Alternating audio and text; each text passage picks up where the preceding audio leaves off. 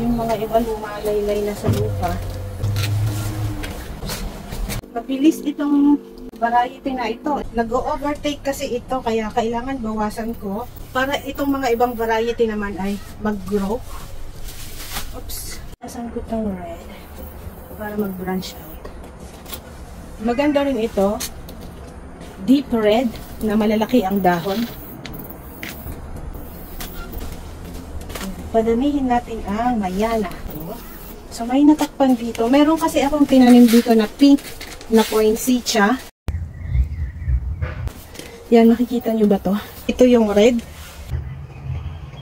So kailangan i-trim ko itong palibot niya para hindi siya mamatay. Grabe, ang dami nito ah.